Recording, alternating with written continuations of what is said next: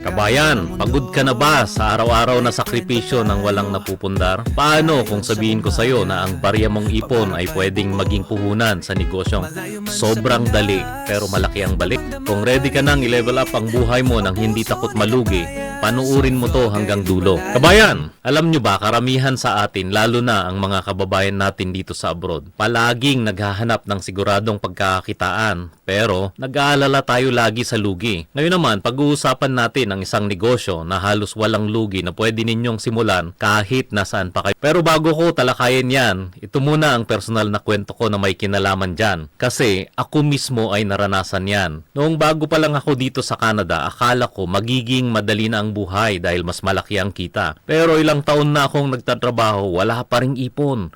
Walang negosyo. Hanggang sa isang araw, napagod na ako. Naisip ko, hindi ako habang buhay magiging ganito. Kailangan ko nang magsimula. Kaya mula sa maliit na budget, nagsimula kami ng maliit na pwesto sa Banff, Alberta, dito sa Canada. Noong 2013, nagtinda ng kung ano-ano, nagluto ng paboritong pagkain natin, at iba pa. Nagbenta kami sa mga kababayan natin na halos wala nang time magluto at mamalengke. Dahil malayo yung lugar sa malaking city kung saan maraming mga Asian store. Pero ito ang catch dito, kabayan. Bago kasi kami mag-open ng maliit na pwesto, lagi nang nagluluto ang misis ko noon na pinapatikim namin kapag may ka-church kaming may birthday or may mga special occasion, at lagi nilang sinasabi na, uy, masarap yung luto ng mga pagkain, at laging merong nag-order. Kaya hindi na kami gaanong nagulat nung mag-open kami ng maliit na pwesto. Dahil hindi lang bumenta, dumobli pa ang kita namin sa puhunan. At yun ang naging simula ng totoong pagbabago sa buhay namin dito sa Canada. Kaya mula noon ay hindi na kami nagtrabaho sa iba, kundi nagnegosyo na lang kami ni Mrs. Ito kasi ang problema, kabayan. Ang problema kasi maraming kababayan nating OFW ang nangangarap magnegosyo, pero nahihirapan magsimula, at ito ang mga dahilan nila. Una, limitado ang oras at pagod na sila pagkatapos ng trabaho. Sino pa nga ba ang may lakas magnegosyo kung pagod na sa shift? Pangalawa, takot sila sa risk. Laging sinasabi, paano kung malugi? Sayang naman ang pinaghirapan kong ipon. At panghuli, madalas walang malinaw na idea kung anong negosyo ang pasok sa maliit na budget pero pwedeng kumita ng malaki. Ang resulta tuloy, kabayan, nananatili na lang sila sa pag-a-abroad taon-taon. Yung walang naiipon, wala silang ipon para sa sariling kabuhayan pag uwi sa Pilipinas. Mabuti sana kung kagaya ng ibang bansa, gaya dito sa Canada, na pwede kang maging permanent resident or citizen. Pero kabayan, ito na ang magandang balita sa'yo. May solusyon at pagkakataon ka na para rito. Isang food business idea na maliit ang puhunan pero potensyal ang malaking kita. Isang home-based food business. Halimbawa, kung mahilig kang magluto, pwede kang magsimula sa pagbebenta ng lutong bahay. Yung mga paborito nating ulam o merienda. Imagine mo, kabayan, magluluto ka ng specialty mo. Tulad ng lumpiang Shanghai o kaya kakanin gaya ng biko at saka leche flan. At ibebenta mo sa mga kababayan natin dito sa abroad. Mura lang yung sangkap nito, mura lang ang puhunan, konti lang siguro ang magagastos mo, pero maibebenta mo ng mas mataas ang presyo dahil handmade at lasang bahay ang produkto mo. Ano ang resulta? Pwede kang kumita ng doble o triple sa bawat tinda. Kahit weekends ka lang magbenta or after work mo sa trabaho. Kayang-kaya mong simulan yan sa maliit na halaga at tuloy-tuloy na meron ka ng extra income. Ang kagandahan pa dyan, kahit nasa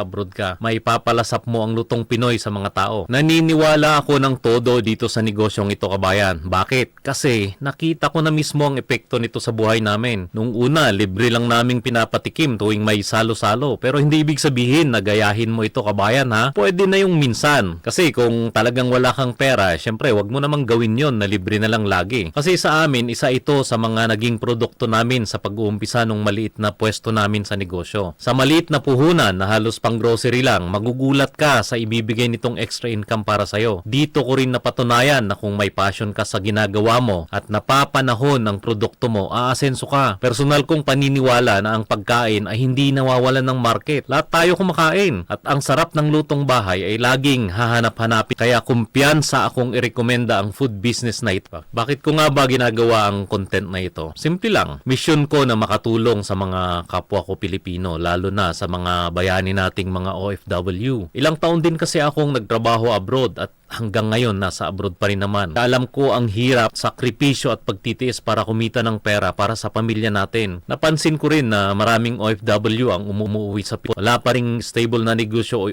o ipon man lang. Kahit dekada na silang nagtatrabaho sa ibang bansa. Masakit isipin na ang pinaghirapan natin na uwi lang sa gastos at wala tayong naipundar para sa kinabukasan. Kaya ginagawa ko itong content na ganito dahil ayaw kong mangyari sa iyo yan, kabayan. Kaya gusto kong ibahagi ang mga natutunan ko at mga ideyang alam kong makakatulong din sa iyo. Para sa akin, mahalagang maibahagi ito kasi bawat kababayan nating umasenso sa negosyo dito sa abroad. Kung may platform ako na makakapag-inspire at gabay sa inyo, bakit hindi ko gagamitin yon? Pero alam nating lahat na hindi madaling magsimula. Maraming kalaban at balakid. Una, ang pinakamalaking kalaban ay ang sariling takot at pagdududa. Bago pa man mag-umpisa ang kababayan natin, naiisip na natin agad, hindi ko kaya yan. Wala akong alam sa negosyo. O baka malugi lang ako. Ito ang laging bulong ng self-doubt na pumipigil sa atin. Pangalawang kalaban natin, yung procrastination. Ito yung tinatawag na pagpapaliban. Yung tipong, o sige, next time na lang pag may oras na ako. Pero hindi dumadating ang oras na yan kasi lagi nating inuuna ang ibang bagay. Pangatlo, mga negatibong komento ng ibang tao. May mga magsasabi sa'yo na, naku, mahirap yan. Nandito ka na nga sa abroad, magninegosyo. Hindi mo kayanin. Minsan, mismong mga kakilala pa natin ang hindi naniniwala sa kakayahan natin. At syempre, andyan din ang limitadong kapital. Yung iniisip mong kulang ang ipon mo pang puhunan. Lahat ng ito ang nagiging balaki kung bakit hindi agad nasisimulan ng karamihan ang kanilang naiisip na ideyang negosyo. Pero tandaan mo, kabayan, ang lahat ng hadlang na ito ay kayang lagpasan. Nais kong kausapin ka bilang isang kaibigan. Alam ko, mahirap ang buhay OFW. Malayo sa pamilya, minsan nalulungkot ka at napapagod kakatrabaho. Pero kapatid,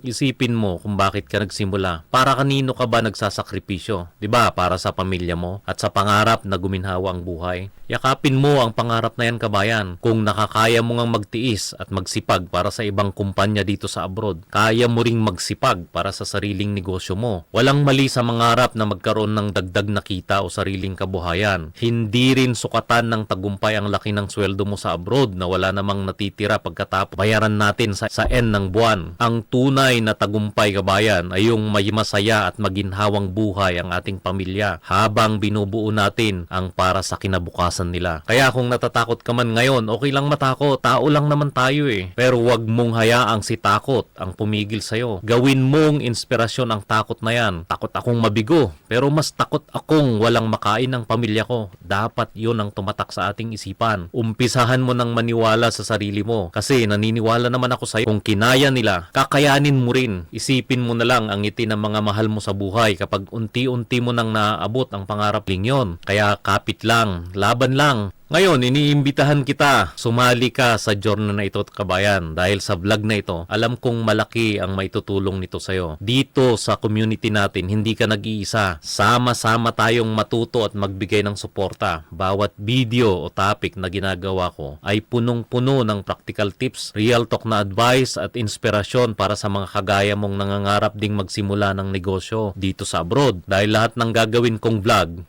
ay merong kaugnayan sa mga personal kong karanasan ng mga pagninegosyo dito sa abroad. At hindi yung gawa-gawa lang, yung mga kwento lang ng mga taong hindi naman naka-abroad. Kaya sali ka na sa vlog na ito. Ibig sabihin, mag-subscribe ka na at manood ng regular para makakuha ka ng guidance sa pagninegosyo. Mula sa mga idea hanggang sa pagmamarket ng produkto mo. Pati ang mga ibang viewers natin na mga Pinoy na nasa abroad na merong mga negosyo. Shout out mga kababayan. Shout out sa inyo mga kababayan na may mga negosyo na sana mag-comment at mag-share din kayo ng experiences ninyo para tayong isang pamilya ng negosyanteng Pinoy na nagtutulungan. Kaya kung gusto mong lumakas ang loob mo, matuto at magkaroon ng bagong kaalaman at ma-inspire palagi, dito ka na sa channel na to. Samahan mo ako dahil ang tagumpay ng isa ay tagumpay nating lahat. At syempre, mas masaya at magaan ang journey pag may mga kasama ka. Kaya handa ka na bang gawin ang unang hakbang tungo sa pangarap mong food business? Simulan na natin to, kabayan. Mag-subscribe ka na sa channel na ito at i-click mo na rin ang notification bell para wala kang ma-miss na mga bagong videos kapag nag-upload ako ng tungkol sa mga pagninegosyo. Kung nagustuhan mo rin ang content na ito, bigyan mo naman ito ng like at i-share mo na rin sa iba pa nating kababayan para sila din ma-inspire. Maila rin ay magsimula rin. I-comment mo sa ibaba kung ano ang naiisip mong food business na sisimulan mo. Tandaan,